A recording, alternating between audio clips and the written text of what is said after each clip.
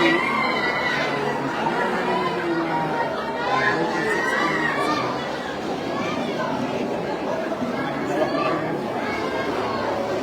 Inside kayo sa iPhone baba konti, oh. Yan, good. Thank you.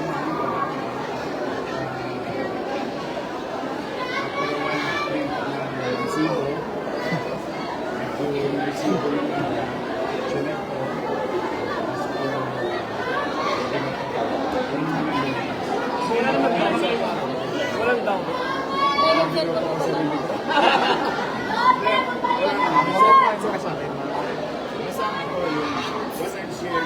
my personal. I don't know with the other in this case. Ito kami sa naman yung maliit yung pagtanggap sa'yo, anong feeling? Nagpapasalamat ako siyempre una sa Diyos. Dahil halos lahat ng kandidato sa Maynila, whether on the opposing party or the other side, naging ligtas. So far, as of today, generally, walang unnecessary incident except yung bumuka-muka ang review. Medyo binabantiyan namin, but I still continue to believe na matalino na. Sir, Sige, no? sir, Maraming salamat sa mainit na pag-alala ng ating role of law na po. Siyempre, yung mga sa kampanya, ngayon, so far, maraming exit poll ginagawa. Binigay po mo lang isandaan eskwelahan. So, you were saying, sir, nasagot niyo na ba yung show cause order na inilabas ng Comelec?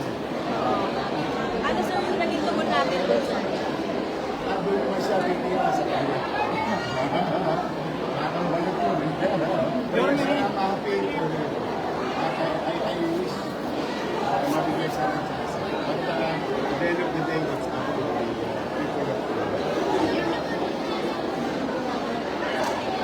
good question.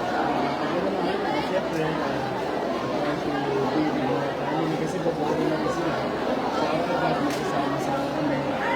So we're gonna do the area where we're going to monitor.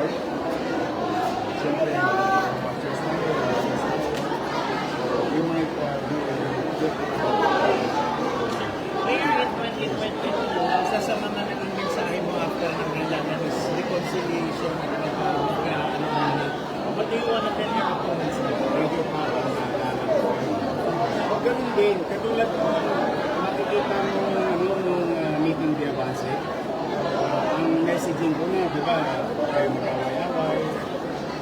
Kasi, if may awa ang Diyos, pinalag tayo.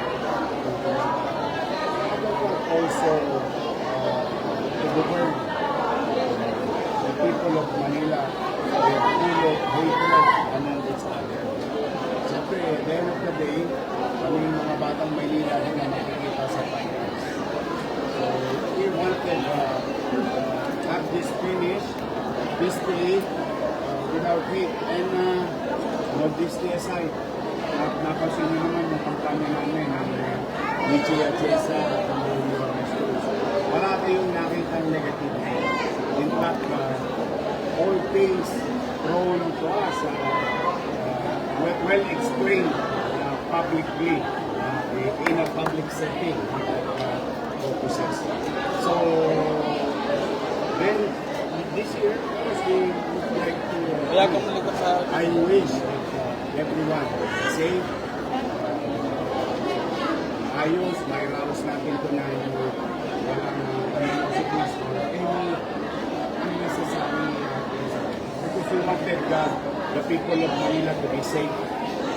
As like what we are going to do it with results. And as we promise to every families in the city of kalinisan, kaayusan at kapanatagan. And again, I cannot do it alone. I need the cooperation. Last two questions. Yung may baka Last two meron po questions. yung message to your, sa dati niyo po kanya. I good luck sa kanila, sa ating lahat. I wish them well.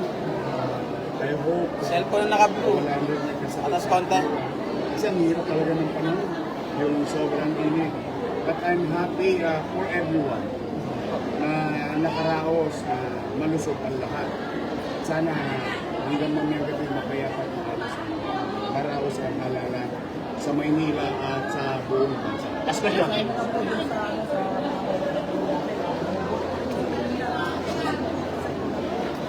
Hindi lang nila kami mabubuto sa lokal, but siyempre kinakamusta natin yung mga kababayan natin sa abroad, mga OFW immigrants.